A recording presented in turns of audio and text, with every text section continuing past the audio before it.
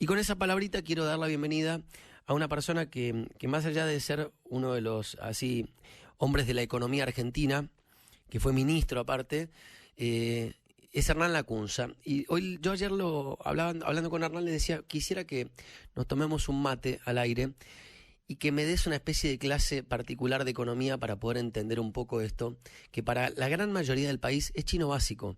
Todos hablamos del fondo, pero ¿cómo es la cocina real? ¿Cómo es la vida real de una persona que tiene que ir a acordar con un organismo internacional de crédito? Es lo que me encantaría que Hernán Lacunza nos explique. ¿Cómo estás, Hernán? Buen día. Hola Gonzalo, ¿cómo estás? Buen día. Bueno, linda tarea te pasé, porque la verdad es que ustedes los economistas, cuando hablan para el nicho propio, me imagino que es mucho más fácil, pero hablarle al hombre, a la mujer de a pie y explicar de qué se trata esto, me parece que sería muy, muy bueno y tenemos tiempo para hacerlo en este domingo por la mañana. Contame, para arrancar esta entrevista, Hernán, a ver, ¿qué es lo que tiene que hacer la Argentina? Muy fácilmente, ¿qué tiene que hacer la Argentina para ponerse de acuerdo con el fondo y salir de este embrollo que al mes de marzo, incito al mes de marzo, con ese vencimiento de 2.900 millones, se hace impagable para nosotros? No se puede pagar. ¿Qué hay que hacer? Sí, primero, cuando vos vas a Washington o vienen los funcionarios del fondo para acá, cuando pasa la puerta de la reunión, cuando pasás la puerta de la oficina del fondo en Washington, ahí se acabó el chamullo, se acabó la zaraza. Claro. Ya no hay más relato para la tribuna y es puro número, puro palo y palo, pura consistencia de las proyecciones y de las ideas y de los planes que tenés. Entonces, obviamente que si se traspasa esa puerta y se quiere ir a venderle al fondo un relato como el que a veces se quiere vender para la tribuna, obviamente va a chocar contra una pared porque la relación es distinta y porque el interlocutor es distinto. Me parece, Gonzalo, que el gobierno, primero, vos decís ahora a 2 meses del vencimiento de marzo. Sí, hace 2 meses, faltan 2 meses para el vencimiento de marzo, pero hace 2 años que está este gobierno negociando con el fondo, a cargo de la negociación con el fondo. Por supuesto que cuando tenés el precipicio a la vista, tu poder de negociación seguramente es menor y negociás bajo presión. Esta idea de jugar siempre al fleje me parece que es muy peligrosa, Gonzalo, porque vos tenés 45 millones de espectadores que dependen de que la pelota entre. Y si jugás al fleje y alguna pica afuera, las consecuencias pueden ser muy, muy nocivas para todo el público que está dependiendo de esa jugada.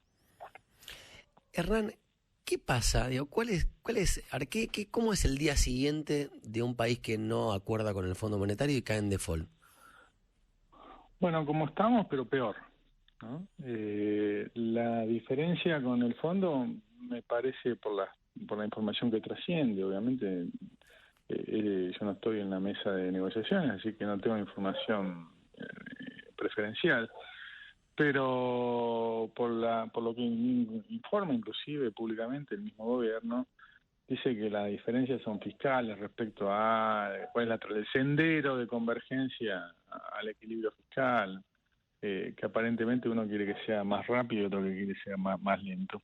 Cuando vos tenés diferencias en materia fiscal, tenés diferencia con todo, porque en realidad te diría que hoy la conversación, digamos, esto que vos decís de indicadores macroeconómicos, suena medio a chino para el público en general, que en realidad es,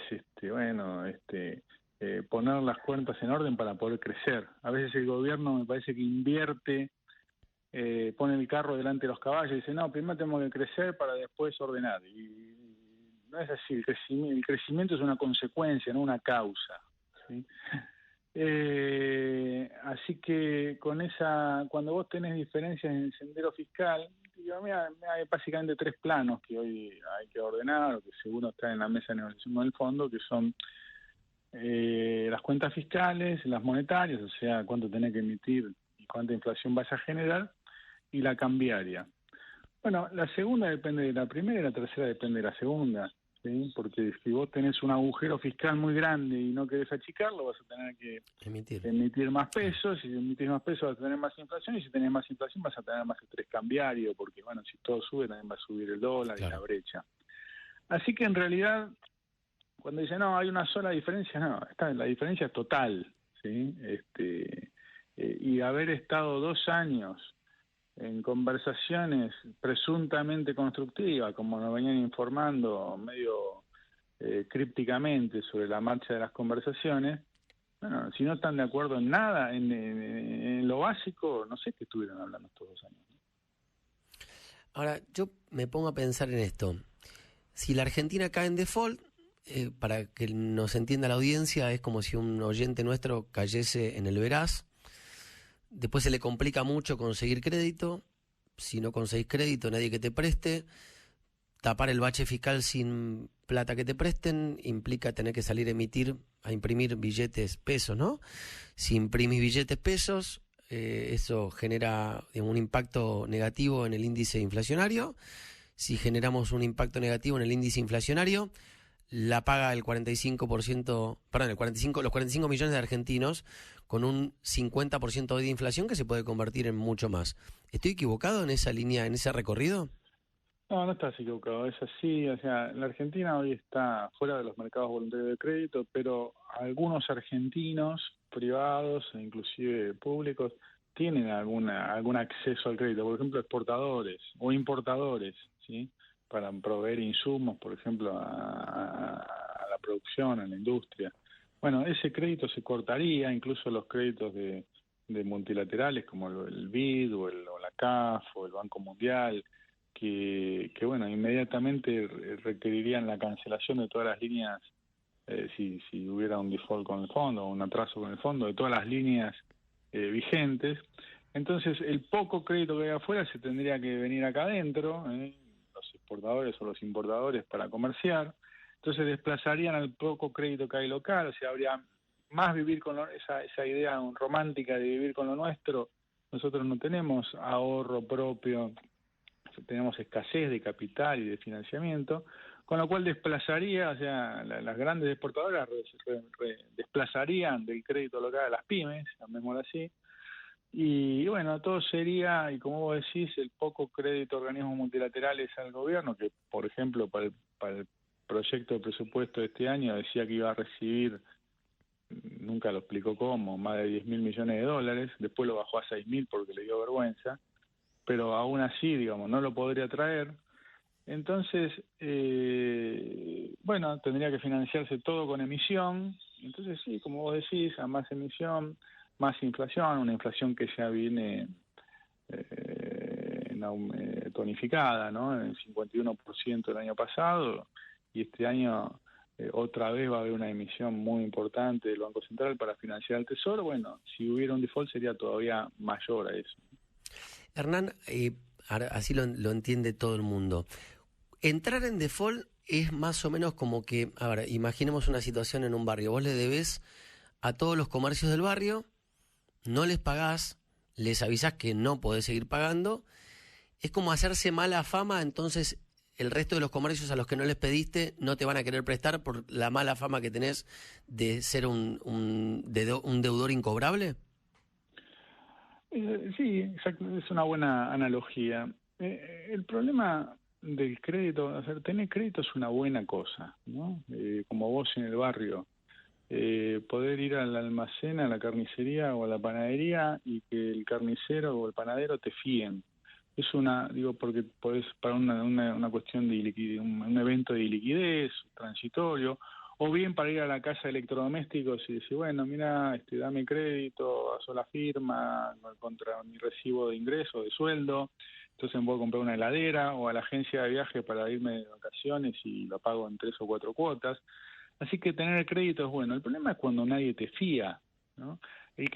Para el que no tiene crédito, toda deuda es impagable. Entonces, claro, si vos no le pagás al panadero, al carnicero, bueno, cuando vas a la casa de electrodomésticos te miran el veraz, como vos decís, y bueno, no te fían, entonces no te puedes comprar la heladera. Así que tenemos que dejar de mirar la presunta confabulación mundial en nuestra contra y pensar, pues ya como se dice, no lo voy a pronunciar porque lo voy a hacer mal, pero en alemán, deudor y culpable tienen la misma, se pronuncia, voy a decirlo mal, schuldig, ¿sí? Uh-huh. Tienen el mismo origen. Entonces pone el énfasis en alemán, idioma alemán, en la responsabilidad del deudor que gasta todo el tiempo más de lo que ingresa, de lo que tiene, ¿no?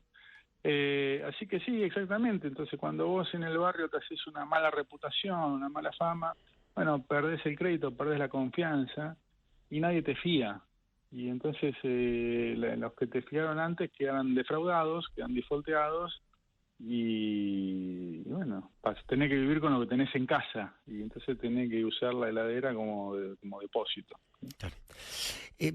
Le pregunto, trato de volver a tus años de estudiante de economía en la UBA y te pregunto, digo, técnicamente, ¿cómo le respondés desde el punto de vista, insisto, técnico, en este contexto al gobierno que plantea que esto se genera por una deuda mal tomada, que no la tomaste vos estabas en otro rol, pero que la tomó el gobierno de Macri? ¿Qué respuesta se le da técnicamente a eso para rebatir esa idea que plantea el gobierno? Mira, te voy a tratar de explicar técnicamente, pero con lenguaje sencillo como a vos te gusta. Dale. Suponete que vos llegás al programa a las 9 de la mañana y tu compañero del programa anterior, y a las 9:05 te viene el bar de la esquina con un ticket y dice, mira, el programa anterior me dejó este desayuno en pago. Claro. Y vos chequeás, holdouts, ¿sí? Claro. Fondos buitres, ¿sí? Vos chequeás y decís, qué macana, es verdad. Bueno, le pagás, porque tu abogado te dice, sí, ese ticket es verdadero, hay que pagarle. Entonces vos documentás la deuda que te dejó el anterior. ¿La deuda quién la generó? ¿Vos o el anterior? El anterior. Bueno, pero entonces el anterior también decía, bueno, mira, entonces vos con tu equipo ahí decís, bueno, tráeme una vuelta de desayuno para mi equipo. Ok, ¿y qué te traigo? Y lo mismo, ¿sí? Entonces vos ves que empiezan a traer jugo de naranja, a media luna, tortas, y vos decís, che, pero ¿vamos a poder pagar todo esto? Y no vas a poder pagarlo, pero digamos, es lo que traía el anterior, que era lo que acostumbraba a su equipo. Y anda a cortarle las medialunas. Con esto que quiero decir, el gasto tiene inercia. Claro. Entonces, ¿quién genera la deuda?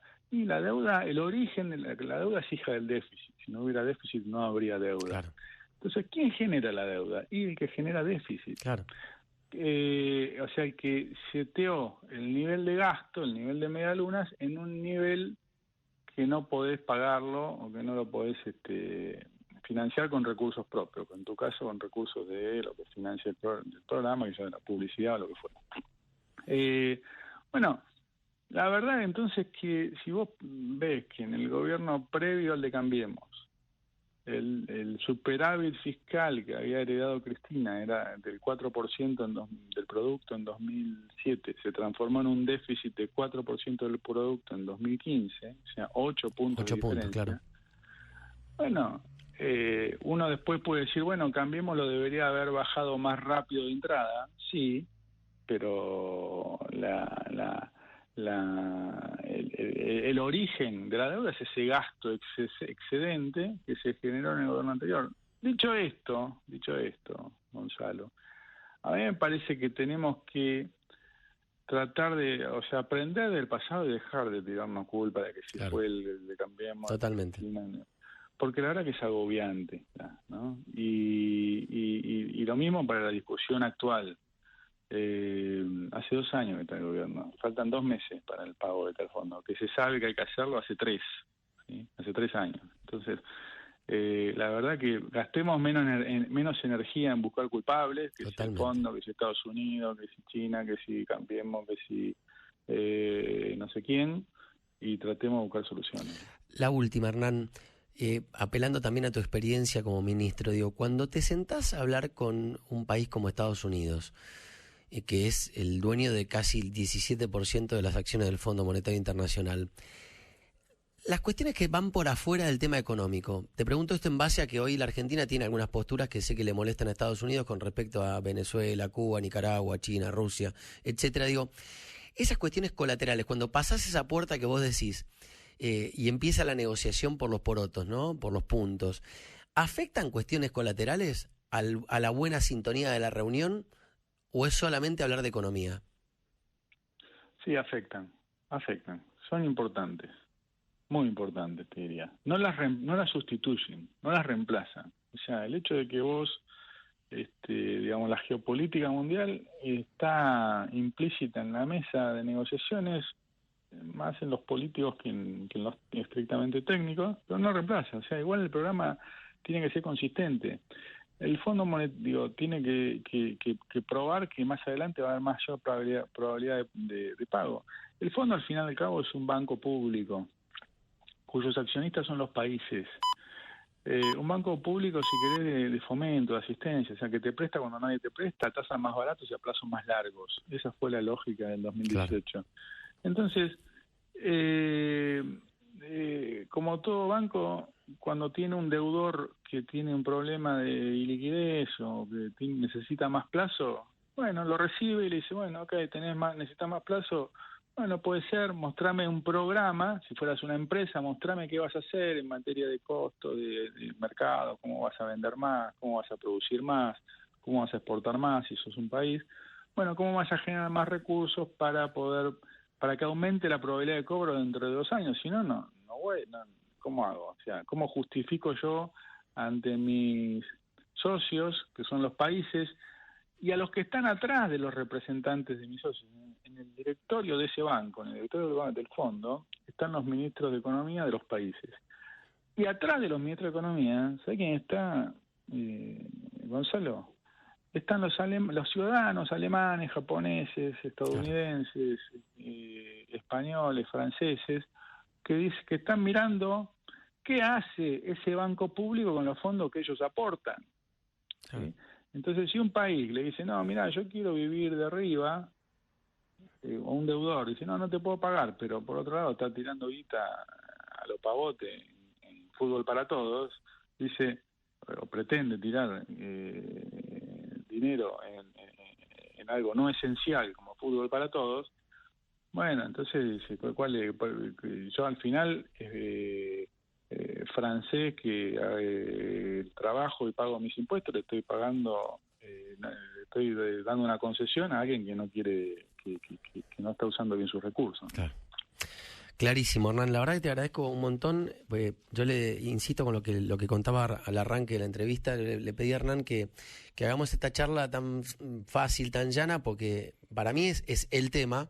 Es el tema que tiene que resolver la Argentina y como es el tema es fundamental que todos lo entendamos para poder involucrarnos en el debate, en la petición, en participar, aunque sea como ciudadano, pero que sepamos de qué estamos hablando cuando hablamos del Fondo Monetario y de la deuda que tiene que pagar la Argentina. Hernán, gracias, que pases un buen domingo y bueno, espero hablar con vos pronto otra vez.